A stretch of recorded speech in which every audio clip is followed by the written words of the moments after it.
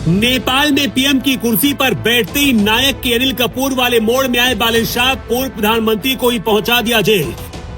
किसी पर बैन, किसी को जेल, सड़क से सरकार तक ऑर्डर पर ऑर्डर। लोग कह रहे ऐसा ही होना चाहिए पीएम।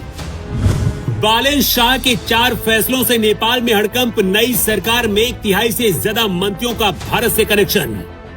सड़क से लेकर सरकार तक प्रधानमंत्री की कुर्सी पर बैठते ही नेपाल में ऐसा तूफान आया जिसके बाद लोग कहने लगे कि पीएम हो तो बालन शाह जैसा।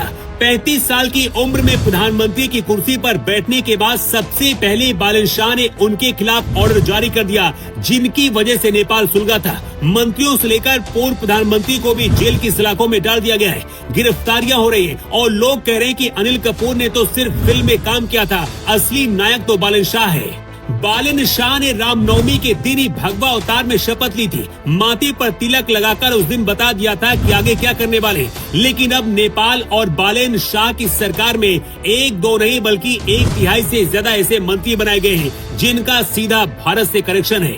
यहाँ तक कि बालन शाह का खुद भारत से रिश्ता सामने आया है।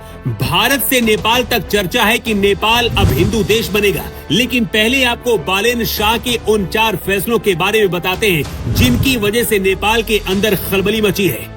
कई बड़े नेता देश छोड़ने की तैयारी में हैं।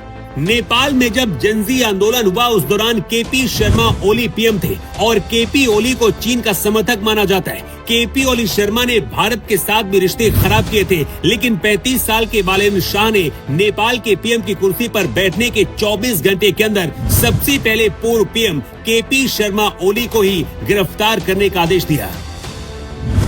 केपी शर्मा ओली जो कि पूर्व प्रधानमंत्री हैं, उनको गिरफ्तार किया गया है। इसके साथ ही उस दौरान रमेश लेखक जो कि गृह मंत्री थे, उन्हें भी गिरफ्तार किया गया है।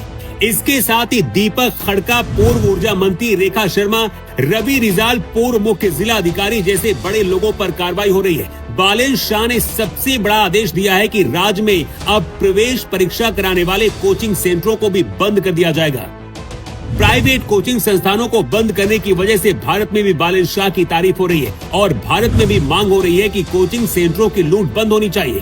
पहले बच्चों की पढ़ाई में लाखों रुपए जाते हैं, इसके बाद कोचिंग संस्थानों में लूट होती है। अगर भारी फीस के बाद भी स्कूलों में पढ़ाई करने के बाद कोचिंग सेंटरों में जाना पड़ रहा तो फिर स्कूलों को बंद कर देना चाहिए। नेपाल से ज्यादा बड़ा कोचिंग नेक्सस भारत में है। बालन शाह ने इसके साथ ही नेपाल में छात्र राजनीति पर रोक लगाई है। बालन शाह का कहना है कि जहां पढ़ाई वहां राजनीति की क्या जरूरत है। ऐसा होना भी चाहिए क्योंकि यूनिवर्सिटीज में पढ़ाई की जगह नेतागिरी ज्यादा होती है। इसके साथ ही ऑक्सफोर्ड, सेंट जोसेफ, पेंटागन जैसे नामों को बदलने का आदेश दिया है। ताबड़तोड़ गिरफ्तारियां और एक्शन हो रहा है। जनजी आंदोलन में जिन लोगों की मौत हुई उनके परिवारों को सरकारी नौकरी दिए जाने का आदेश दिया है, जिसकी वजह से कहा जा रहा है कि बालन शाह नायक फिल्म के अनिल कपूर जैसे एक्शन ले रहे हैं। बालन शाह के पीएम बनने के बाद कहा जा रहा है कि भारत के साथ रिश्ते अच्छे रहेंगे क्योंकि बालन शाह सनातनी पीएम है। उनकी कैबिनेट में मंत्री बनने वाले 1/3 से ज्यादा नेता भारत में पढ़े लिखे। यहाँ तक कि खुद पीएम बालन शाह ने भी भारत से पढ़ाई की है। कर्नाटक में बालन शाह रहे, इसीलिए भारत के साथ रिश्ते और यहाँ की लहर का अंदाजा है। दूसरी बात यह है कि नेपाल चीन के कर्जे में डूबा है। अगर नेपाल को कोई बचा सकता है तो सिर्फ भारत है। भारत पर नेपाल भरोसा भी कर सकता है।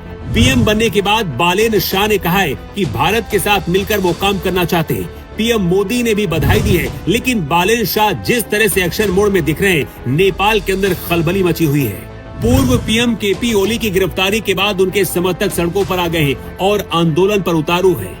नीचे से लेकर ऊपर तक जांच और कार्रवाई हो रही है, जिसकी वजह से बालन शाह चर्चा में। कई नेताओं के निशाने पर भी आ गए हैं, लेकिन नेपाल के गरीब लोग बालन शाह को नई उम्मीद की तरह देख रहे हैं। बालन शाह की उम्र बहुत कम है। नेपाल का पहला कोई पीएम है जो 35 साल में इस कुर्सी तक पहुँचा है। इसीलिए जनजी क्या चाहता है और उसे क्या चाहिए, बालन शाह ये शायद समझते हैं। लेकिन जिस रफ्तार से आगे बढ़ रहे हैं, क्या ये रफ्तार जारी रह पाएगी, ये एक बड़ा सवाल है। वैसे आपकी राय क्या है? कमेंट बॉक्स पर अपनी राय जरूर दें। अर्थ 24 के लिए ब्यूरो रिपोर्ट।